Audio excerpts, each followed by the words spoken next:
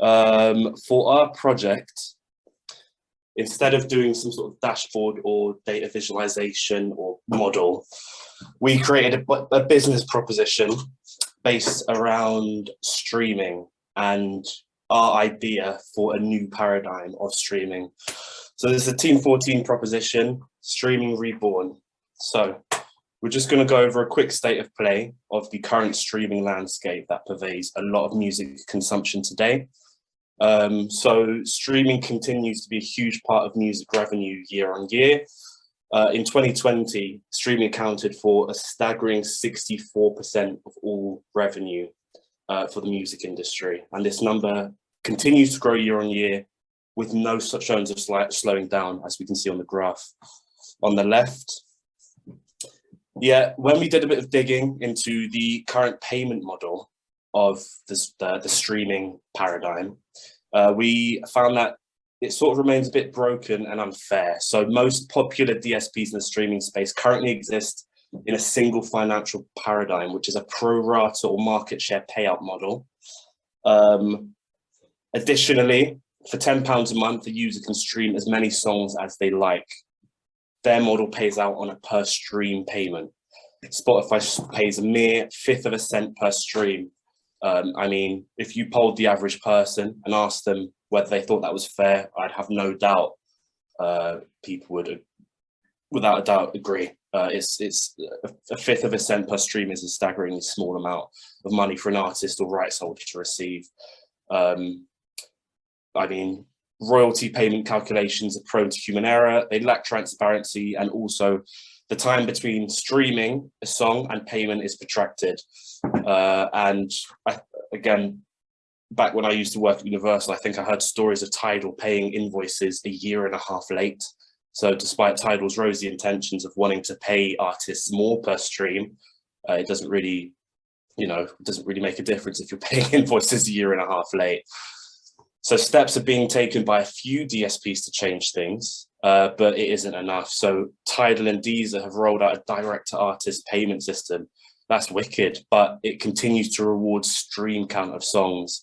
So it favors shorter songs, which is, again, the whole pay per stream. If you're getting paid per stream, our proposition and our hypothesis is that songs are going to shorten.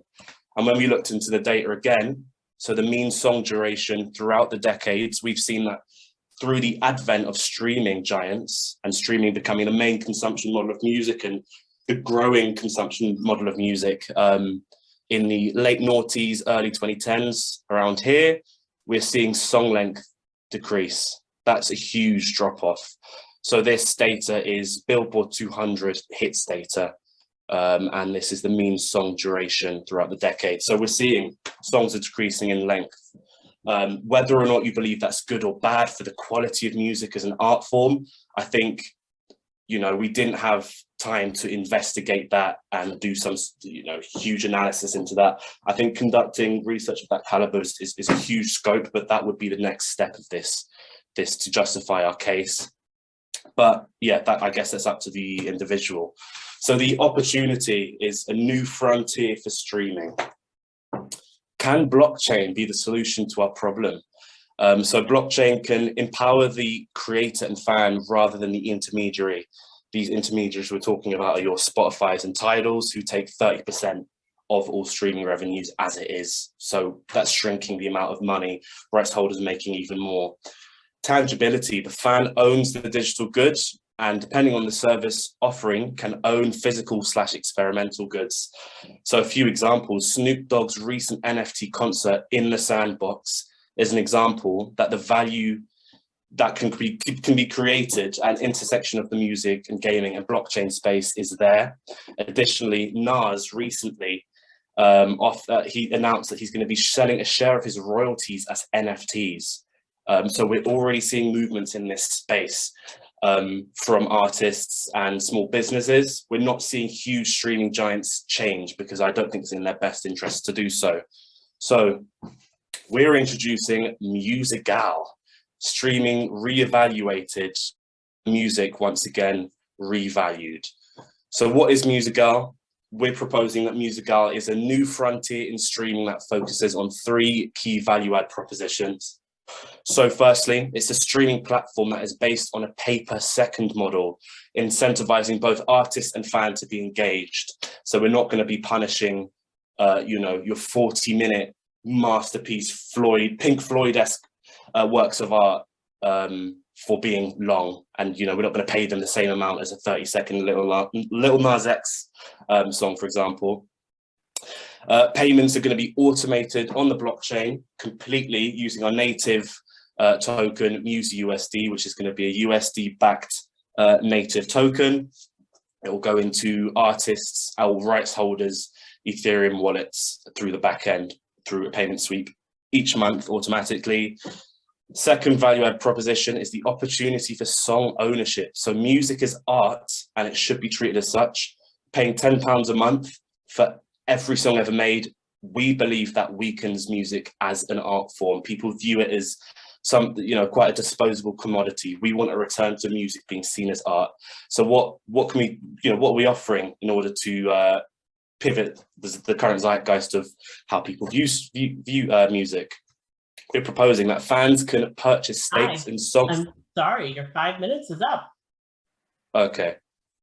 But we have time for our judging questions now. Judges, can I bring you guys up to the stage for you guys to ask some questions? Hopefully we can finish summarizing with the questions. I'll jump in and ask a question quickly. And this might have been actually exactly what you were getting at. I love the idea of, the concept of music being viewed as an art form again and less the way it is financially speaking. But what price point do you think makes sense to then pass on to the fan? Because, what I'd say as somebody that's worked in this business a long time, there's always been a large focus, especially in more recent years, around the amount and the payments that the DSPs are paying. But as a percentage, it's basically the same as what iTunes was doing in the digital era. So what do you think, A, what is the right price point to the fan?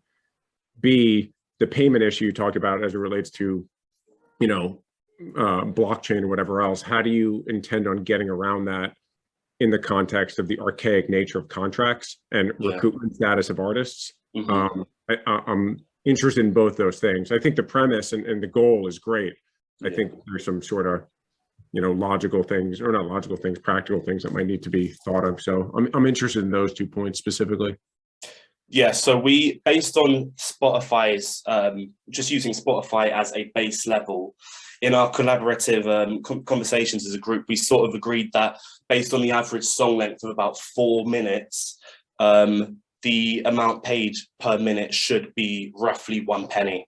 So listening to a 4-minute song, that's going to cost you 4 pence, basically. Roughly 4 pence. It could be less, it could be more. Another value-add proposition, which we were going to discuss, was if a super fan buys a stake of their favorite song, then they get to stream it for free for lifetime. In terms of your second question, which was around rights holders and 360 deals and recuperation, the reality is the way that the DAO would be structured is that the rights holder will receive the funds. So as far as I'm aware, and anyone else out in my team with better knowledge of how the legal side of music deals and contracts work, the rights holders can change with time based on their advances being recouped. So once an advance has been recouped, if the rights change because of the way the DAO will be set up, we'll be able to adjust who and what wallets receive the payout of the new MusiUSD each month. I hope that answers your question. I have a feeling it didn't, but no, listen, it's a really good question. No, listen, it kind of does, and I'm not trying to be negative. Absolutely.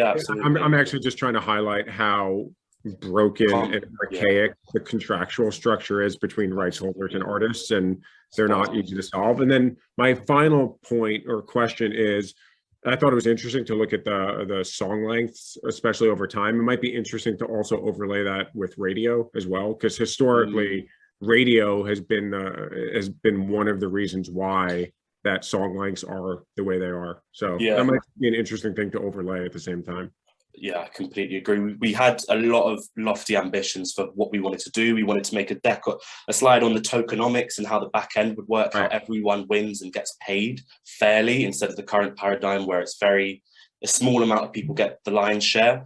But yeah, I guess due to the limitations of the nature of this workshop, we didn't have time to go into that. But it was great though. Yeah, it was all in our ambition. And just very cheeky, but our last slide was just going on what a dashboard would look like of a superfan's ownership of stakes in music. Something like this is what it would look like. So similar to OpenSea or Rarible, you own a piece of, a digital asset and you get to view it and collect it. It revalues art. That was our final slide. I will stop sharing now. Sorry, Christine, in advance.